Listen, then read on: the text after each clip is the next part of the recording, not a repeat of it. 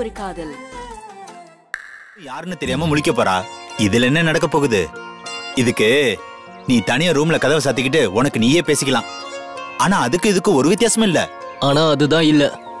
நான் போன் பண்ணதும் என் நம்பரை கண்டுபிடிச்சு நான் தானே அவ தெரிஞ்சுப்பா. அப்ப நான் அவ மேல வச்சிருக்க லவ் தெரிஞ்சிருண்டா. அது போதும்டா எனக்கு. நேரா அவகிட்ட சொல்ல முடியல. எப்படியாவது அவகிட்ட தெரியப்படுத்தினா அவ என்ன ரெஸ்பான்ஸ் பண்றான்னு தெரிஞ்சிரும்ல. அதுக்குதான் இப்படி கால் பண்ண போறேன். ஓகே மச்சான், நீ பெரிய புத்திசாலிதான். நம்பரை வாங்கி கொடுக்க சொன்னா கொடுத்துட்டேன். இனி ஓம் பாடு. சரி, நீ உடனே பேசு.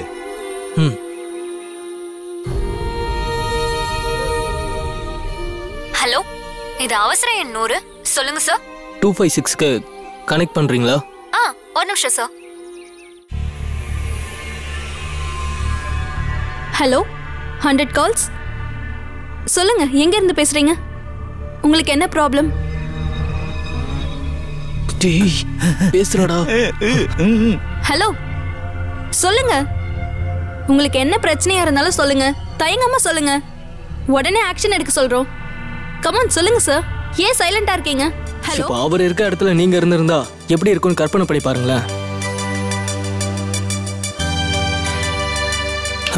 கயல், இமேஜினேஷன் போதும். ஒரு நிமிஷம் சூர்யா சார் ரூமுக்கு வாங்கல.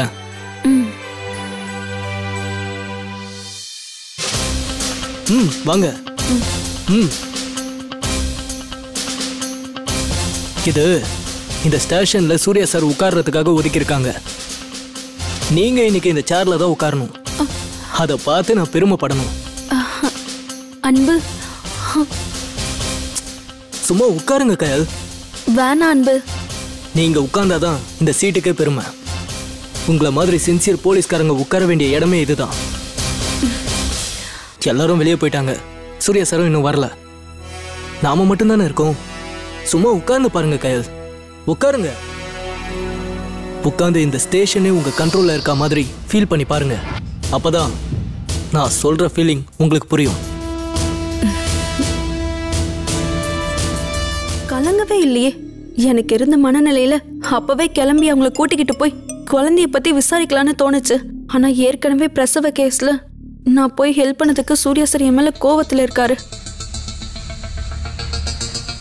இதனால மறுபடியும் பிரச்சனை வரக்கூடாதுன்னு தான் அமைதியா இருந்துட்டேன். ஆனா இப்ப நினைச்சாலும் மனசுக்கு கஷ்டமா இருக்கு.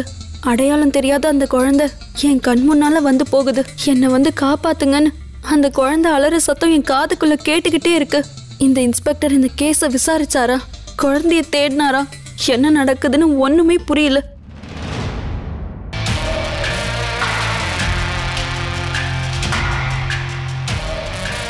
லிசன், நாம் இந்த ஸ்டேஷன்ல ட்ரைனிங்க்கு வந்திருக்கோம்.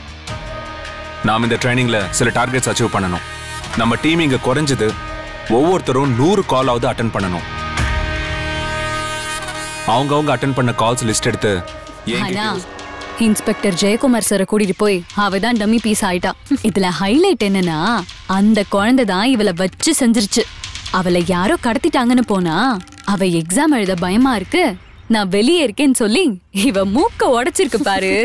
இவளை வச்சு நல்ல கேம் விளையாடி இருக்கு அந்த குழந்தை. ஆமா ஆமா, அந்த குழந்தை சரியான ஆள் தான். அது நீ சொன்ன மாதிரி கேம் தான் விளையாடி இருக்கு. அதான் சூர்யா சார் அவளை அந்த குழந்தையோட போய் விளையாடுறியான்னு சொல்லி நக்கலா கேட்டாருல.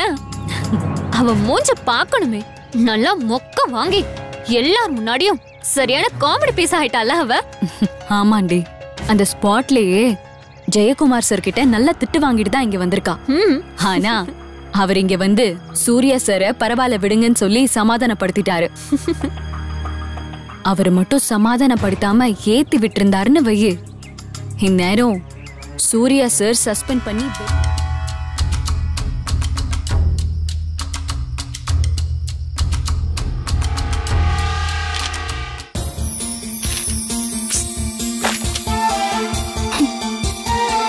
இந்த ஃபைல படிச்சு எந்த பிரயோஜனமும் இல்ல.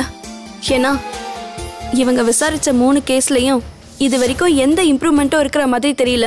அப்படின்னா கொலைகார எதுக்கு குழந்தைங்களை கடத்தி கொலை பண்ணிருக்கணும்? அது சரியா தெரியல அன்பு. அதை கெஸ் பண்ணாதான் அதுல இருந்து விசாரணை ஆரம்பிக்க முடியும். ஒருவேளை 3 குழந்தைங்களுக்கும் எதுவும் தொடர்பு இருக்கான்னு விசாரிக்கணும் கயல். ஏன்னா எனக்கு தெரிஞ்சு 3 பேரும் சொந்தக்காரங்களா இருந்து 3 குழந்தைங்களையும் கொலை பண்ணிட்டா தனக்கு சொத்து கிடைக்கும்னு நினைச்சு 2 குழந்தைங்களை கடத்திட்டு போய் கொலை பண்ணிட்டு 3ஆவது குழந்தையையும் அதுக்காக கடத்திருக்கலாம் இல்லையா? அதனால நாம உடனே பண்ண வேண்டியது என்னன்னா 3 பேர் வீட்டுக்கும் போய் 3 குடும்பத்துக்கும் ஏதாவது ரிலேஷன்ஷிப் இருக்கான்னு விசாரிக்கலாம். அப்படி இருந்தா அவங்களுக்கு பொதுவான சொந்தக்கார எதிரிய கண்டுபிடிச்சிடலாம். இல்ல அன்பு, இந்த ஃபைலை படிச்சதுல 3 குழந்தைங்களும் ஒருத்தருக்கு ஒருத்தர் சம்மந்தம் இல்லாத குழந்தைங்க. 3 பேரும் வேற வேற ஸ்கூல்ல படிச்சவங்க. என் ஃப்ரெண்டுக்கு ஏதாவது ஒன்று ஆச்சுன்னா நீங்க தான் சார் பதில் சொல்லணும். டாக்டர்னு சொல்றீங்க, இப்படி மயக்கம் போட்டு விழுறாங்க? அது டே அண்ட் நைட் அவங்க கொரோனா வார்டில் வேலை செஞ்சிருக்காங்க சார். மயக்கம் போடாம என்ன சார் பண்ண முடியும்? அதுவும் நீங்க இப்படி பயமுறுத்துனீங்கன்னா என்னாச்சு சார்? வாங்க சார், ஜெயக்குமார் சார் அங்க உங்களுக்காக வெயிட் பண்ணிக்கிட்டு இருக்காரு.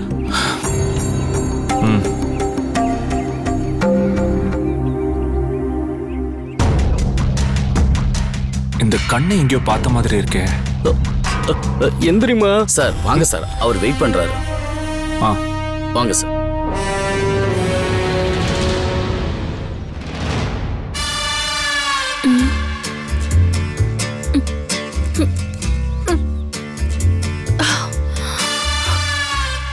கயல், நீங்க உண்மையாவே மயக்கம் போடலையா? நான் மயக்கம்லாம் ஒன்றும் போடல, மயக்கம் போட்ட மாதிரி நடிச்சேன். இல்லைன்னா அவர்கிட்ட மாட்டிருப்போமே. மாட்டிருந்தோம், அவ்வளவுதான். ஐயோ கயல், நீங்க எங்கேயோ போயிட்டீங்க. ஆரம்பிச்சிட்டீங்களா? நான் எங்கேயும் போல. வாங்க ட்ரெஸ் மாத்திட்டு உள்ள போலாம். வாங்க. Yes, come in. உட்காருங்க. சொல்லுங்க, நீங்க?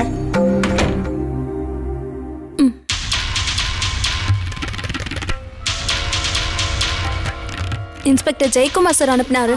நானே இப்பதான் சார் பாக்குறேன். விளையாடுறியா? உனக்கு தெரியாம இது எப்படி உன் பேக்ல இருக்கும்?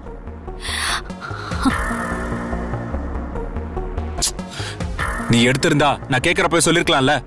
ஆனா நீ சொல்லலைங்கிறப்போ நீ வேணும்னே மறைக்கிறேன்னு தெரியுது. சொல்லு, எதுக்காக இந்த ஐடியா எடுத்த? சத்தியமா சொல்றேன் சார், நான் எடுக்கல சார். இந்த ஐடி எப்படி என் பேக்ல வந்துச்சுன்னே எனக்கு தெரியல சார். என்ன நம்புங்க சார். நான்சென்ஸ். இங்க பார், நீ பேசாத. பண்றதெல்லாம் பண்ணிட்டு திரும்ப திரும்ப இல்லன்னு சாதிக்கிறியா? நான் என்ன முட்டாள் நினைச்சியா?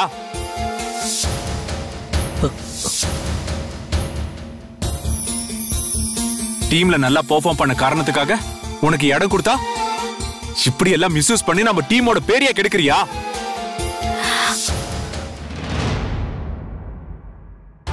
எனக்கு வர கோவத்துக்கு இப்பவே உன்னை சஸ்பெண்ட் பண்ணி வெளியே அனுப்பிடுவேன்.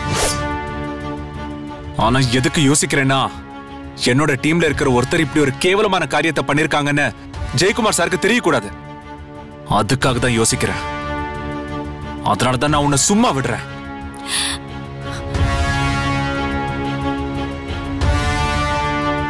இன்னொரு தடவை இந்த மாதிரி ஒரு தப்ப பண்ண நான் மனுஷனா இருக்க மாட்டேன். All are disperse. Yes sir.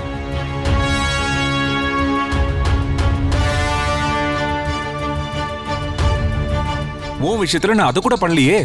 உன்னை வார்ன் பண்ணி தான் அனுப்பிச்சேன். இதுக்காக நீ எதுக்கு இவ்வளவு தூரம் ஃபீல் பண்றேன்னு எனக்கு ஒன்றும் புரியல. நீ நிறைய தடவை பார்த்திருப்ப, கையில எத்தனையோ தடவை நான் திட்டிருப்பேன். அதுக்கெல்லாம் அவ ஃபீல் பண்றாளான்னு பாத்தியா? அவள மாதிரி நீயும் இருக்கணும். என்னை பொறுத்த வரைக்கும் நீ செஞ்ச தப்ப அகாடமில யார் செஞ்சிருந்தாலும் நான் அவங்க மேலேயும் இப்படிதான் கோவப்பட்டிருப்பேன். அதனாலதான் நீ இதுக்கெல்லாம் வருத்தப்படணுங்கிற அவசியம் இல்லை. சோ நடந்து எல்லாத்தையும் மறந்துட்டு நீ உன் ட்ரைனிங்ல கவனம் செலுத்து. ஒழுங்கா ட்ரைனிங்க முடிச்சு அகாடமில நல்ல ரேங்கோட வெளியே போற வழியை பாரு. Okay sir.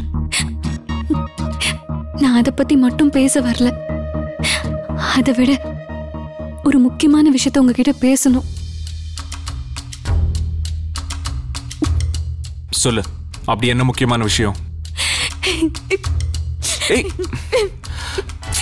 ஏய் நிஷா, எதுக்காக இப்ப அழற? எப்போ நல்லா தைரியமா இருக்கிற பொண்ணாச்சே, நீயே இந்த அளவுக்கு அழறனா உனக்கு அந்த அளவுக்கு என்ன பிரச்சனை? நிஷா, எதுவா இருந்தாலும் சொல்லு, நான் இருக்க, நான் பாத்துக்கிறேன். உன்னை யாராவது ஏதாவது சொன்னாங்களா?